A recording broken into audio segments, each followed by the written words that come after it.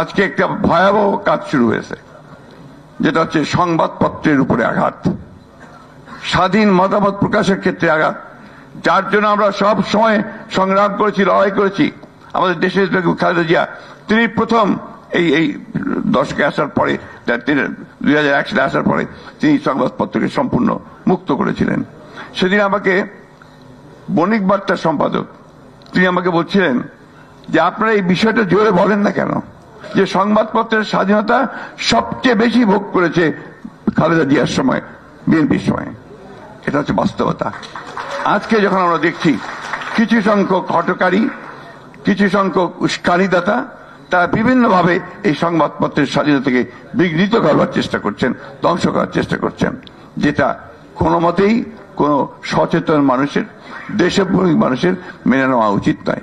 আমি অনুরোধ জানাবো সকল সংশ্লিষ্ট সকলকে অনুগ্রহ করে এই ভয়াবহ আত্মহননের কাছ থেকে সরে আসুন এবং গণতন্ত্রকে প্রাতিষ্ঠানিক রূপ দেওয়ার জন্য সহযোগিতা করুন।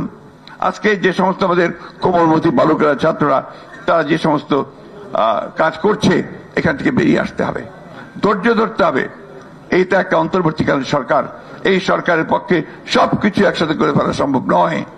আমাদেরকে ধৈর্য ধরতে হবে, যাতে করে আমরা একটা এই ন্যূনতম সংস্কারের পরে আমরা যেটা বলেছি, কালকে আমাদের ভারপ্রাপ্ত চেয়ারম্যান সাহেব বলেছেন, তারেক রহমান সাহেব বলেছেন যে সংস্কার করতে হবে।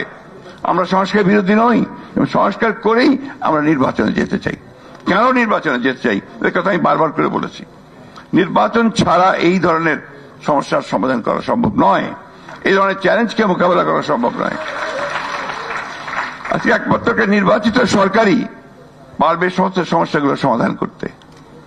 অন্তত তার পেছনে যে জনশক্তি থাকে, যে ম্যান্ডেট থাকে, সেই ম্যান্ডেট নিয়েই সেটা তার পক্ষে সম্ভব হবে। আসুন আজকে আমরা মোহাম্মদ জয়নাল আবেদীন সাহেবকে আন্তরিক ধন্যবাদ, কৃতজ্ঞতা জানাই যে তিনি একটা আমরা মোহাম্মদ জয়নাল আবেদীন সাহেবকে ধন্যবাদ জানাই যে তিনি একটা অত্যন্ত উপযুক্ত সময়ে একটা কাজ করেছেন, যেটা আমরা মনে করি ইতিহাসে এটা অবশ্যই থেকে যাবে, এবং তারেক রহমান সাহেবের সঙ্গে সঙ্গে জয়নাল আবেদীন সাহেবের নামও ইতিহাসে থেকে যাবে।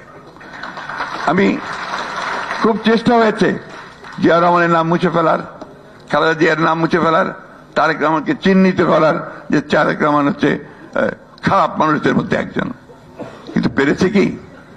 এদেশের মানুষ কি সেটা মেনে নিয়েছে? এদেশের মানুষ তো আজকে আপনার তারেক রহমানকে তাদের নেতা হিসেবে জানে। আমি কয়েকদিন আগে বাজারে গিয়েছিলাম, আমাকে সেই বাজারের যিনি দোকানদার তিনি জিজ্ঞেস করছেন তারেক সাহেব কবে আসবেন।